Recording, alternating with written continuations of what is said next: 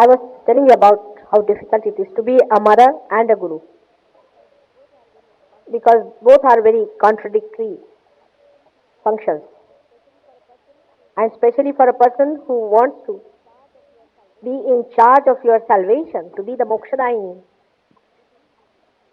it is extremely difficult because the path is so delicate and so treacherous that all of you have to come yourself, walk across. And if you fall this side or that side, there is disaster for you. I am watching your climbing and I see you coming up with a mother's heart and a guru's hand. And then I get the glimpses of people falling. I try to tell them, come up. Sometimes I shout. Sometimes I pull them up. Sometimes I love them, caress them. You can yourself judge within yourself how much I've worked on you, how much I've loved. But how much do you love yourself is the point. I've told you that for a Sahaja Yogi, the whole thing should be decided by the witnessing power. Now the witnessing power is silent, it doesn't talk. If you are a very talkative person, then it's not going to help you much. You have to come in balance. For the first time in this incarnation, I have started talking and I get throat trouble because I'm not used to this kind of talking. So for you people, it is necessary that you should not talk unless and until you feel like talking. And very few sentences, conclusive. As I told you before, the tongue is the master of all the organs of distraction. If you could master your tongue, you have mastered all of them in a way. Because everything has to be palatable. For example, you look at a woman. If she is not palatable, then she may be beautiful, but you don't want to look at her. She decides, the tongue decides about a person. If you want to eat some food, if it is not palatable, then you don't want to eat that food. It has to be palatable. Then a thought also. A thought has to be palatable. If it is not palatable, you are not going to have it. So the deciding factor is the tongue. The root of the tongue goes up to the Vishuddhi chakra, which controls your ego and superego, or you can say that the tongue is reflected in superego and ego in a way.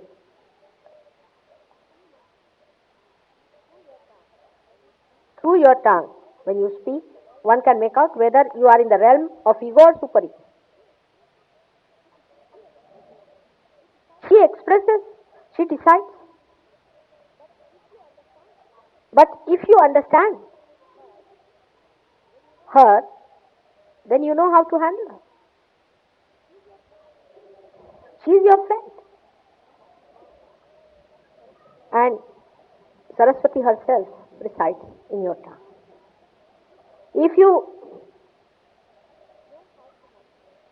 know how to handle your tongue, then Sahaja Yoga can rise very high up. Because when others meet you as Sahaja Yogis, they also see how the way you talk, the way you eat, the way the things are palatable to you.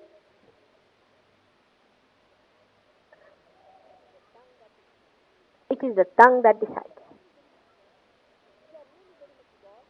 If you are really very much evolved, you will be amazed that if you eat some food somewhere, immediately the tongue will immediately throw it out. It won't have it if it is something wrong. If some prasad so-called is given to you, which is given by some wrong type of man, immediately your tongue will throw it out. It won't be able to take it in. And even if you take some or other force down in the stomach, still the tongue will inform the brain that throw it out. And the brain will inform the stomach that throw it out. It will be unpalatable. So the action of Vishnu in the stomach up to the action of Sri Krishna, the same personality, is all judged by your tongue. So you must know how pure, holy your tongue should be. That when you take the name of your mother with this tongue, you must know it has to be the holiest of holy. It is very important how you use your tongue. Those who talk very bluntly are just the same. Those who talk very sweetly to get something out of you is the intention. As I have told you, it controls ego and superego. Even if Sahaja Yogi understand that the witness is also here at the Vishuddhi Chakra. So your witnessing power will increase and decrease according to your tongue. Of course, it controls 16 subplexes. It also controls the muscles of the eyes. It controls all the muscles. It controls the palate. It controls the teeth. It controls the ears. But ears, you hear something, you cannot control it. Tongue you can, because that is the thing which releases, which goes out. With the ear you cannot give anything to others. That is just one way. This is double way thing. You take in something and also you can throw out something. It has a double purpose. It is a very important organ, and that's why we have to look after our tongue. When the Kundalini is rising, that means one thing is there, that your attention has become subtle, from gross to subtle. But it has to become subtler and subtlest, and then it has to go beyond that. By becoming subtle, only it comes up through the Agya, because Agya is just like a hole in a needle. So it penetrates through that, with the subtleness. Because of that subtleness, your attention sees everything, but in a subtle form. Now this is a new experience for you. That's why you do not recognize what is that.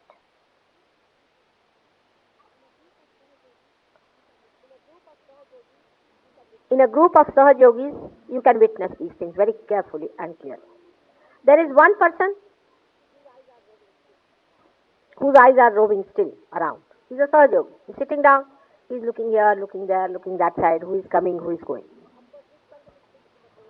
Of course, this person is still in the gross state, you can say. Though he's got his attention up here, by Mataji is pulling it out, you see, and hanging on to it.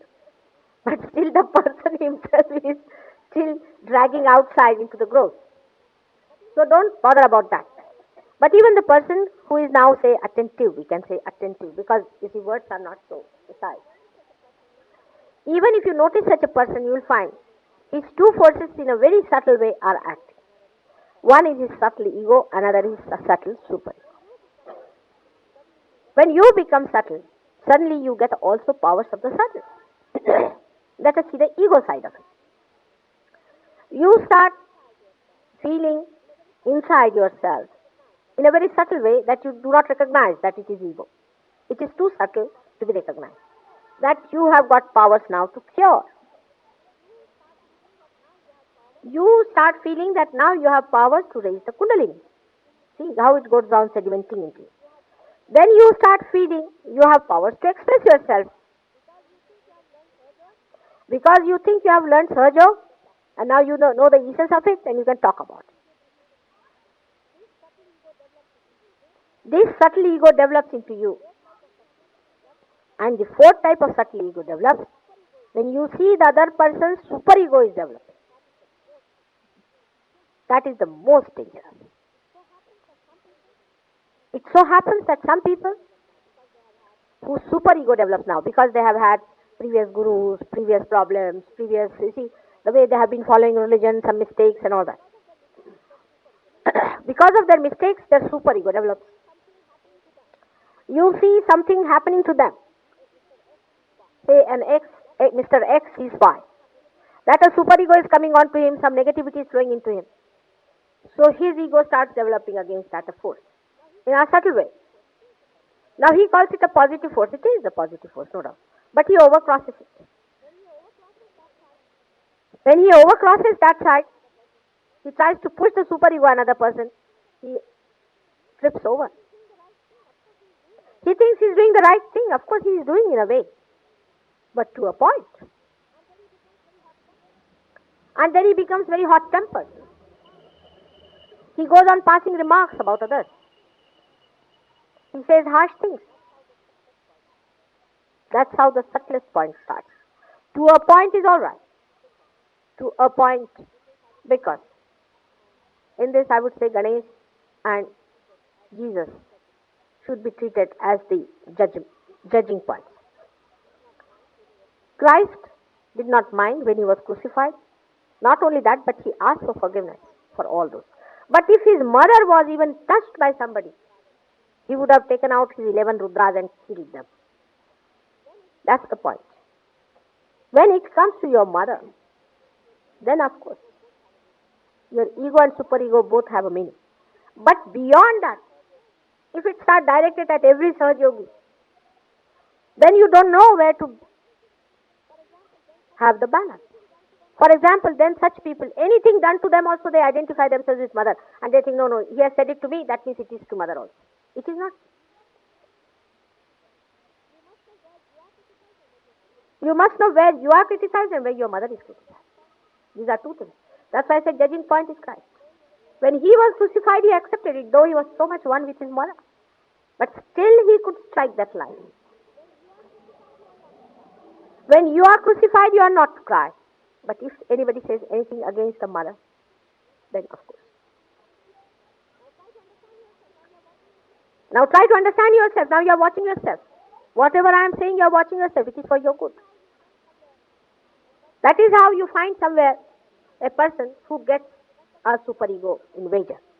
First of all, superego invasion is very, very deep and subtle. It's extremely deep. It comes into you in such a manner that you do not understand it. The other person who is very positive, so-called, will think that that person has got a negativity. But he won't know that he is overcrossing his positivity towards negativity itself, because once you cross this line, you go to this side. Once you cross this line, you go to this side. So immediately you are becoming negative once you cross this point. And it's the Sahasrara, is the Brahmarandra. Beyond the Brahmarandra, if you are pushing down, then you are crossing to the other side. You are playing into hands of other people.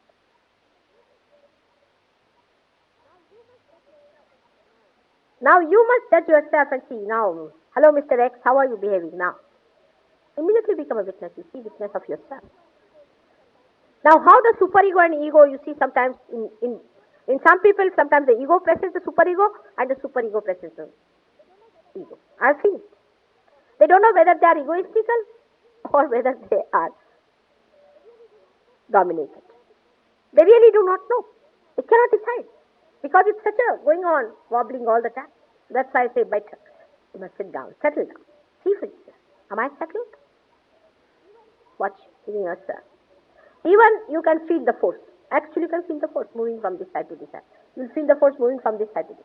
Try to bring it in the center. Now, ego and superego, when they go on like that, you can say wobble one to another. It happens like this. At one moment, you start feeling dejected, frustrated. Nonsense. Yeah. The other moment, you sit on yourself. Sit on others. You ask others to get out. This is bad. I didn't like that man. That fellow came. That fellow caught me. That thing happened. This thing happened. Two extremes you move to. That's not the way to Sahaja Yoga. Sahaja Yoga. Sahaja means that you are a witness. Sahaja. It has double meaning. Sahaja is normally used for a word which is simple. You are in a Sahaja method. Means you are a witness. You watch it. Look at these trees. They are just witnessing. They are not saying anything. They are just there. It is to be. It is just to be at this point. Are we that? Every movement dealing with anything, then you will not have any organizational problems. You have organizational problems because you are not a witness. You will find two types of people. One who will say, I am suffering too much. The others will say, no, not me. Then they interchange also. See, their attitudes interchange. You can mix them. But you can just know where to stop it. You become a witness, silent. After talking for 1 minute, you just become silent. That's the best way. I think I can say a practical way. Is for your tongue is to be silent. As far as possible to be silent and be watching. But some people are silent and brooding. That's the worst thing that you are doing. No. Silent and watching. Neither brooding, not planning how to hurt others. And then suddenly a sentence will come out which will be so filthy, so cutting, so horrid, so full of venom that you think from where it has come, oh God. Such silence is absolutely useless. It should be like a river flowing. The river has its own depth and on top it is flowing. It's just 1 mile. That kind of a silence one should have. Not a forced one, but a silence of a witness. Even such a person is talking inside the flow of the silence. You are one with that silence which is filling you up all the time. And you can witness that in every leaf, in every movement of the leaf, you see the silence. They do not speak, but they manifest. In the same way, you do not speak, you manifest. Of course, human beings are higher than them because they speak. But if speak becomes a burden, a problem, a cutting instrument, it is better not to speak. Another thing a Sahaja Yogi must know, that eyes are very important for Sahaja Yoga. When the Kundalini rises, then the dilatation of the pupil takes place, because you have seen the children how their eyes are dilated, just gaping at everything. What is happening? Just gaping. Silence, the complete silent seeing goes on through the eyes. And that's why eyes are very important. You must learn to fix your eyes within yourself, in your heart. Humble down in your heart. Fix your eyes in your heart. I say that way, but I don't know if you can do it. I don't know if you can do it, but if you could do it, that's a very good way of doing things. Looking at everyone, gazing at everyone, seeing this, seeing that, is a very bad exercise for your eyes. It's a very bad habit.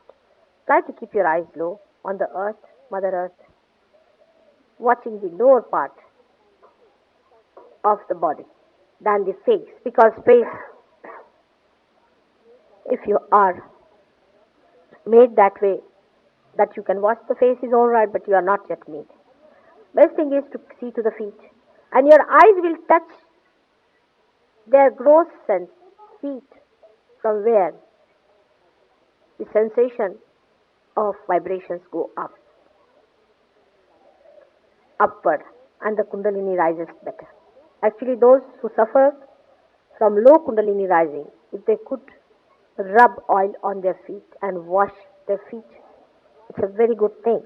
That's why Christ washed the feet of his disciples. I wish I could do that, if you allow me and permit. Because the whole grossness is in the feet. And if you touch somebody with your eyes, realize, people, I am saying, their feet, most of their grossness will disappear. And you won't have that much problem with them. That's why Christ washed the feet of his disciples. You also wash your feet and keep them clean, so that the grossness drops out.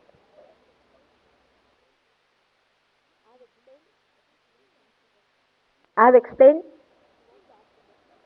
in brief way, but if you want to ask me questions, ask. Because still I find that the Sahaja Yogis are not rising as fast as they could. Because the bringing Kundalini up to this and up to this is possible for me. But taking it back into your gross being is your own job, which you have to do. In Marathi, as they say it, Adi Kalasa Magapaya. I have built the top, the dome for you, and the dome is now to be supported by you. I have taken you to the dome. But you cannot bring it down, because either you are frustrated with yourself. By being frustrated, what are you going to gain? Or else you are frustrated with others.